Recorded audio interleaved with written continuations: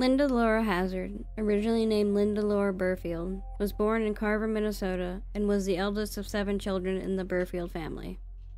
Her parents were Susanna Neal and Montgomery Burfield. Notably, Hazzard lacked a formal medical degree.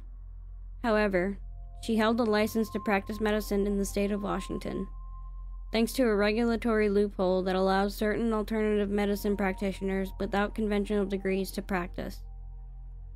She detailed her journey in education in her book, The Science of Fasting, where she claimed to have studied under the guidance of Dr. Edward Hooker Dewey, a prominent advocate for fasting. Hazzard devised a fasting technique that she asserted had the potential to serve as a universal remedy for various ailments, purging the body of toxins responsible for disturbing its equilibrium. Throughout her career, she authored 3 books elucidating what she claimed was the scientific rationale behind fasting and its curative potential for diseases. Her initial publication, Fasting for the Cure of Disease, marked the inception of this endeavor, followed by Diet in the Disease and Systemic Cleansing in 1917.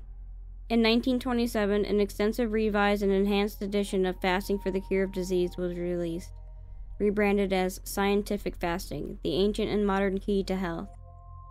Hazzard established a facility she dubbed Wilderness Heights in Olalla, Washington, where she admitted patients for extended fasting regimens spanning from days to weeks or even months.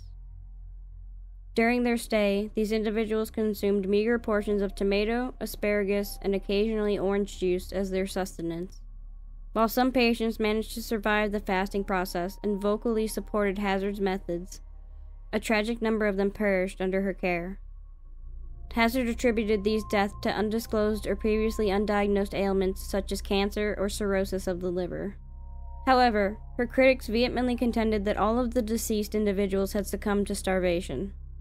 The local residents of Olalla, in fact, colloquially referred to her facility as Starvation Heights. In 1912, Hazzard faced a manslaughter conviction related to the demise of Claire Williamson, a prosperous British woman whose weight had dwindled to less than 50 pounds at the time of her passing. During the trial, compelling evidence surfaced, exposing Hazzard's culpability in forging Williamson's will and pilfering the majority of her assets. Additionally, Williamson's sister, Dorothea, also underwent Hazzard's treatment. It is alleged that Dorothea narrowly escaped a similar fate due to the timely intervention of a family friend who rescued her from Wilderness Heights. There are suggestions that one of these sisters managed to clandestinely send a telegram to alert their governess, who resided in Australia. Regrettably, Claire had already succumbed to her condition by the time the governess arrived. Dorothea, who had become alarmingly frail and weighed less than 60 pounds, was too feeble to leave independently.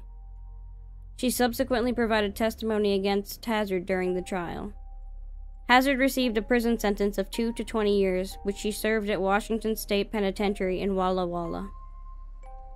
After 2 years behind bars, she was granted parole on December 26, 1915. In the subsequent year, Governor Ernest Lister extended her a complete pardon. Following her release, Hazzard and her husband Samuel Crispin Hazzard relocated to New Zealand. There, she pursued a career as a dietitian and osteopath, practicing until 1920.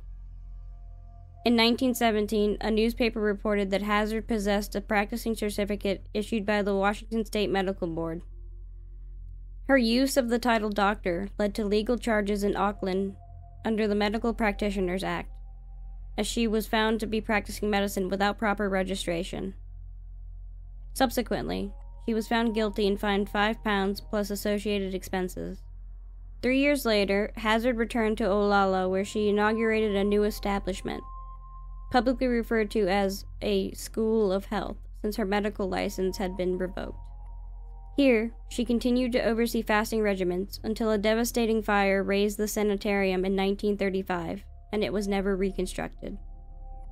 Tragically, Hazzard met her demise in 1938 while endeavoring a fasting treatment, ultimately succumbing to starvation.